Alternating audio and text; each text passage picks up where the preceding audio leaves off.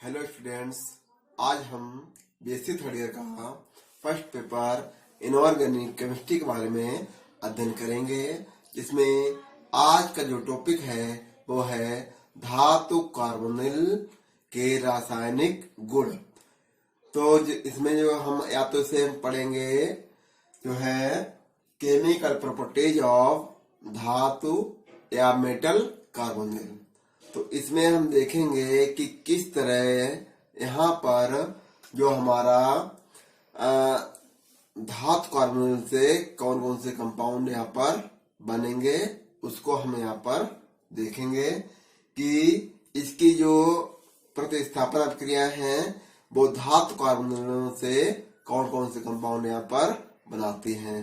तो आइए हम शुरू करते हैं। यहाँ पर रासायनिक जो है गुण इसके धातु कार्बोनिल के से पहला पॉइंट है प्रतिस्थापन अपक्रियाएं।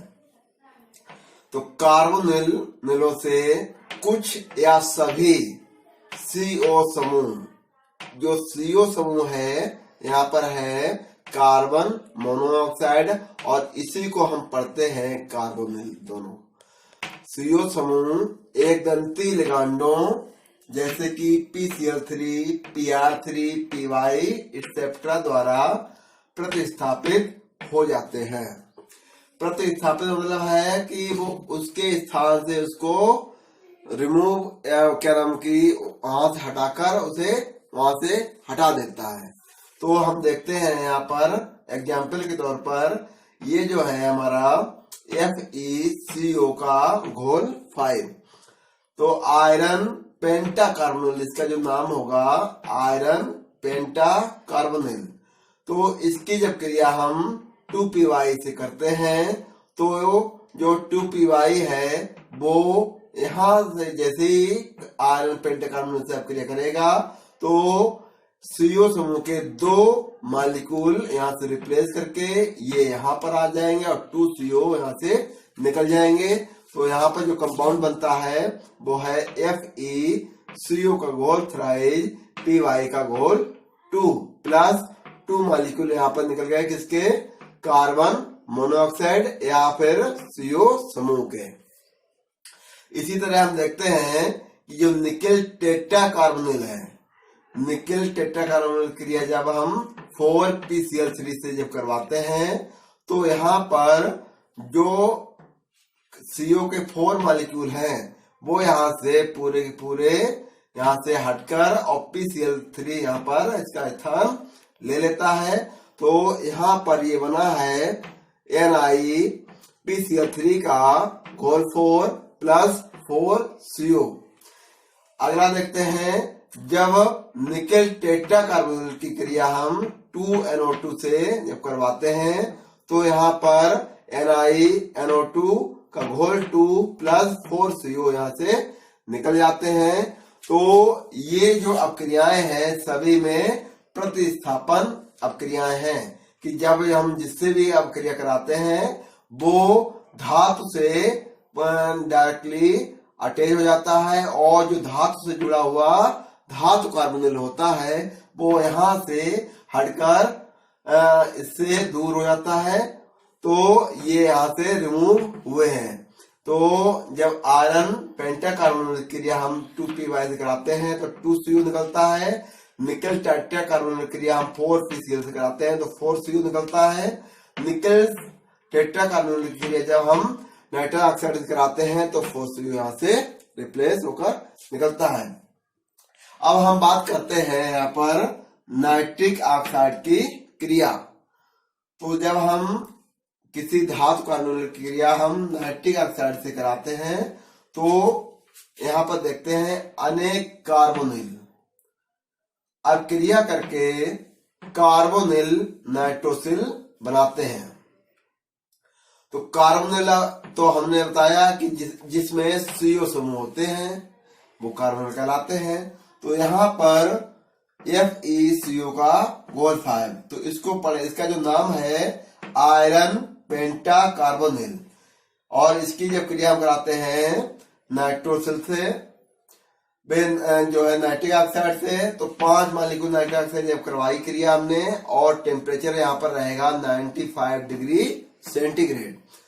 तो जब आयरन पेंटा कार्बोनिल क्रिया हम 5 मॉलिक्यूल नाइट्रिक ऑक्साइड जब करवाते हैं, तो यहाँ पर हमें आयरन डाई कार्बोनिल नाइट्रोसिल प्राप्त होता है, और 3 मॉलिक्यूल यहाँ पर कार्बन मोनोऑक्साइड के या जो है कार्बोनिल के निकल जाते हैं।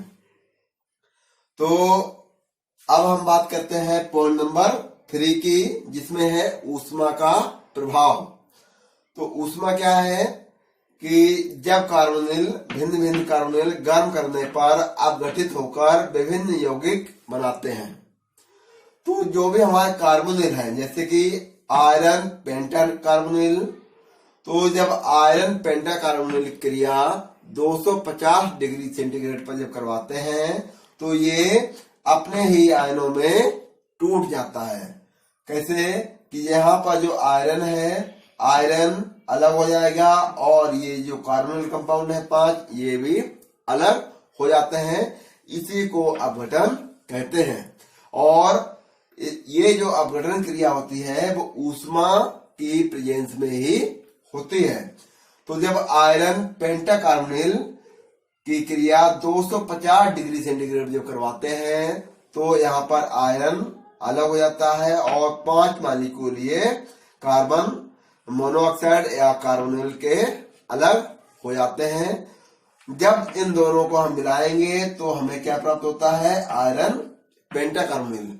और ये जो आयरन पेंटा कार्बोनिल क्रिया है, जब हम इसकी मतलब ऊष्मा से अपक्रिया कराएंगे तो हमें धातु प्राप्त होती है और कार्बोनिल प्राप्त होते हैं।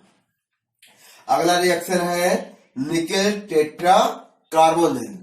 जब निकेल टेट्रा कार्बोनिल क्रिया हम 180 डिग्री सेंटीग्रेड पर करवाते हैं, तो हमें निकेल धातु और 4 मॉलिक्यूल कार्बन मोनोऑक्साइड के या कार्बोनिल के प्राप्त होते हैं।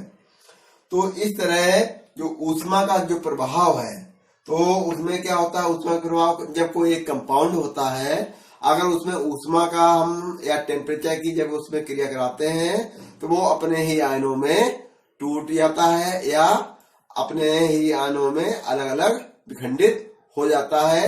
उसको हम ऊष्मा का प्रभाव कहते हैं, या अपने ही आयनों में टूटना उसे कहेंगे। तो उसी तरह ये टूटा हुआ है।